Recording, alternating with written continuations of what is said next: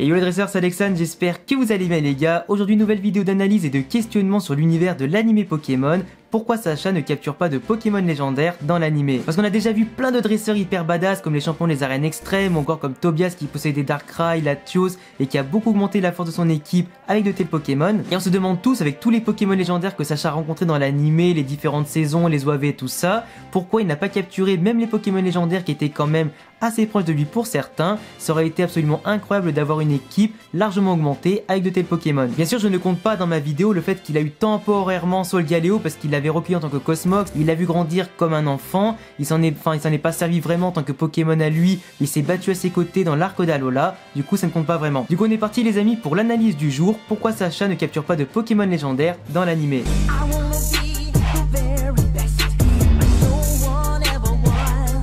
Dans l'histoire de l'animé Pokémon, Sacha a capturé plus de 50 ou 60 espèces de Pokémon différentes. À part Solgaleo qu'il a eu temporairement pour le scénario d'Alola, il n'a jamais capturé de Pokémon légendaires pour renforcer sa propre équipe avec les combats d'arène ou la Ligue Pokémon par exemple. Il a pourtant eu la chance de rencontrer tous les légendaires durant les différentes saisons de l'animé ainsi que les OAV jusqu'à même devenir ami avec la plupart d'entre eux. Sacha brille par sa capacité à être au bon endroit au bon moment et par sa faculté à se faire beaucoup d'amis, attirant autant la sympathie des hommes que des Pokémon. Mais malgré cette chance, il n'en profite pas pour capturer des Pokémon légendaires qui lui permettraient pourquoi pas d'avoir une équipe totalement surcheatée. Quand on voit que Tobias par exemple ne s'est pas du tout gêné pour le faire et que la production de l'animé lui a filé une équipe totalement surcheatée pour stopper un Sacha quasi invincible, on peut se dire que pour Sacha, c'est totalement dommage. Sacha n'a pas de Pokémon légendaire car justement ça le rendrait beaucoup trop cheaté et que ça enlèverait tout le plaisir du challenge et de le voir progresser étape par étape. Avoir une équipe trop puissante avec des Pokémon déjà badass et sans entraînement, ça ne serait vraiment pas intéressant.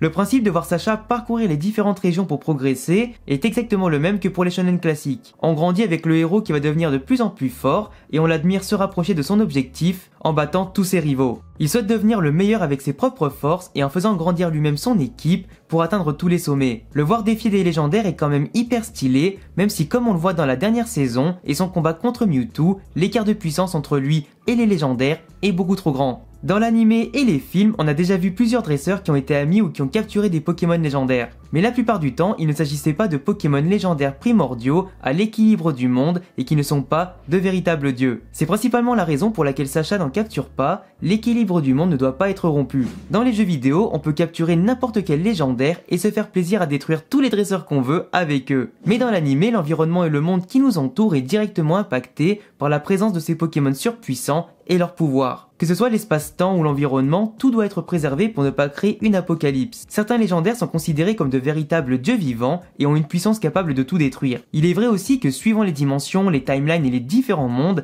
il peut exister plusieurs versions d'un même légendaire et donc en capturer un ne peut pas forcément impacter le monde directement. Le Lugia qui avait eu un bébé par exemple dans les saisons de Johto nous prouve que les légendaires, ou du moins pour certains, peuvent se reproduire dans l'animé et donc avoir des successeurs lorsqu'ils deviennent beaucoup trop vieux pour exercer leurs fonctions s'ils ne sont pas éternels. C'est sûrement le cas d'ailleurs pour le trio des oiseaux de la première génération qu'on a rencontré plusieurs fois dans différentes régions et OAV, mais ce n'est pas la même chose pour tous les trios bien évidemment ou tous les légendaires, car comme je le rappelle, certains peuvent être immortels et d'autres pas. Car pour ceux qui sont immortels, forcément ils ne vont pas se reproduire et sont totalement uniques au monde en général.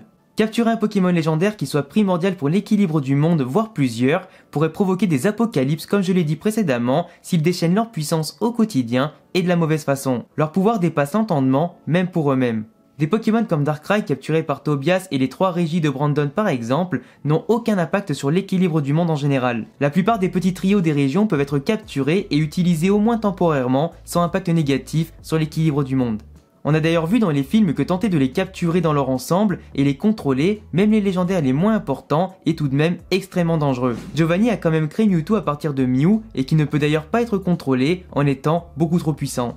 Dans le film 2, Jelardan a failli provoquer la fin du monde en voulant capturer tous les oiseaux légendaires. Le film 6 avec Jirachi a montré un Groudon maléfique qui se déchaîne à l'intérieur du monde et le film 12, un Arceus en colère contre les hommes. La morale de tout ça, bien évidemment pour ne citer que ces 4 exemples, on ne s'approprie pas le pouvoir des dieux sans conséquence. Sacha le sait plus que bien et c'est pourquoi il ne veut pas en capturer pour préserver le monde. Il comprend son propre rôle en tant qu'humain et en tant que dresseur et aussi celui des Pokémon, surtout pour les légendaires.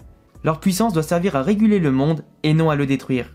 Les plus dangereux à capturer seraient en soi Groudon, Kyogre, Rayquaza, Dialga, Palkia, Giratina, qui agissent pour leur part sur l'espace-temps, les dimensions et l'environnement. Reshiram et Zekrom possèdent une puissance monumentale et sont donc aussi un danger pour l'humanité, utilisés à 100%. Xerneas, Yveltal et Zygarde sont importants dans le cycle de la vie et de la mort et surtout le développement de l'écosystème en général, tout comme Solgaleo et Lunala pour le cycle du jour et de la nuit. Arceus, bien évidemment, je ne le cite pas du tout dans cette vidéo, car c'est après tout le dieu des Pokémon, et c'est donc assez logique qu'il ne doit pas être capturé. Même si contrôler leur puissance pourrait faire rêver n'importe quel dresseur, nous en suivons un qui, malgré la difficulté, continue de croire en ses rêves, à sauver le monde, à faire de belles rencontres et découvertes, pour pourquoi pas devenir lui aussi un jour une véritable légende.